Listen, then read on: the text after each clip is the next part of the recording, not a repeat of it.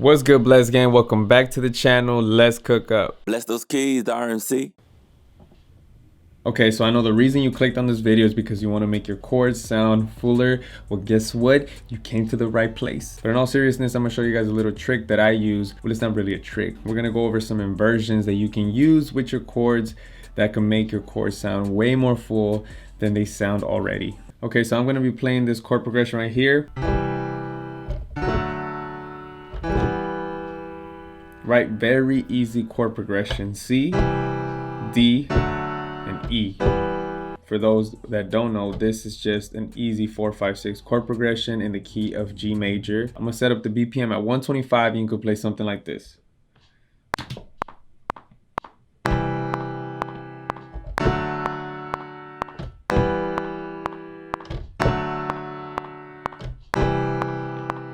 Simple, easy chord progression. Now the way you can make this sound fuller is by adding some inversions. And you ask, like, what is inversions? What does that mean? Well, an inversion is literally what it says. It's other versions to playing the same chord. For instance, the key of E minor right here.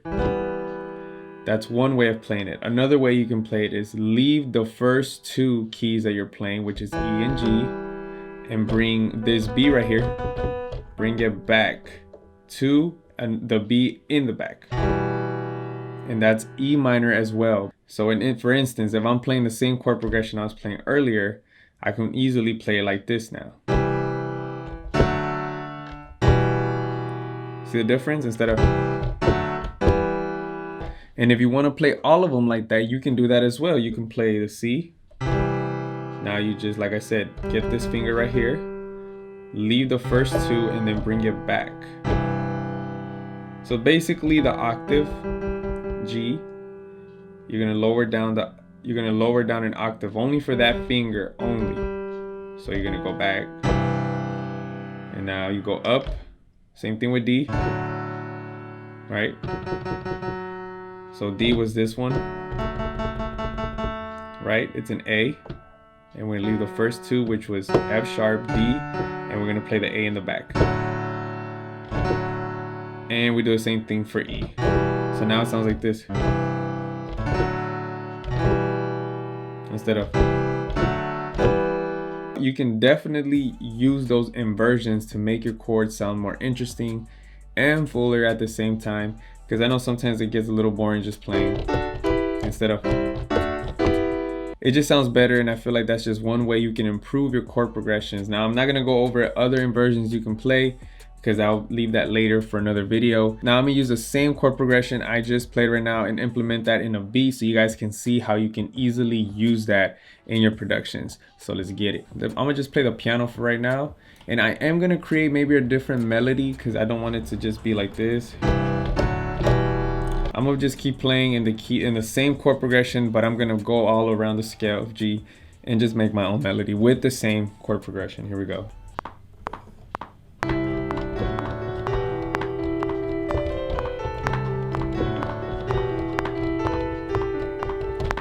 And I think I went off tempo just a little bit. Let's see how it came out though.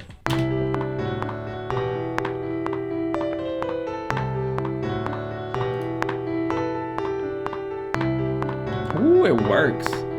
Okay, cool. Now let's see if we could change the sound up a bit. Those plucked strings low key.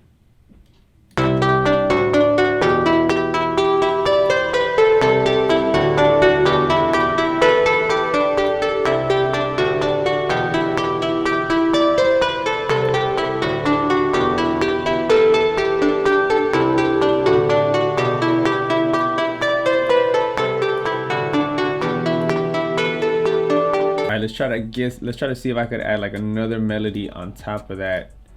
And I don't know what instrument. Let's go see what Omnisphere got. I know they got something good.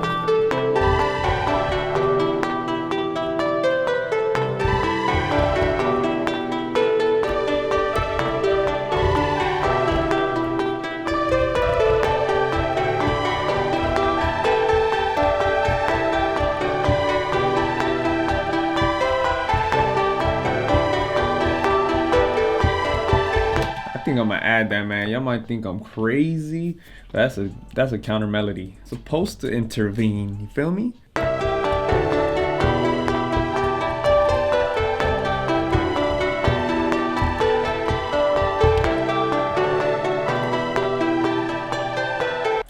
go to my favorite. Y'all already know where I'm going, right? Arcade.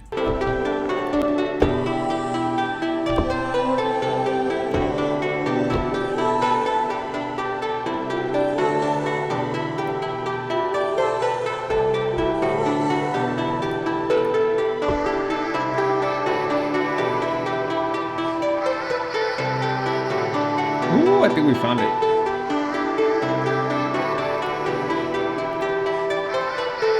Yes, let's get that.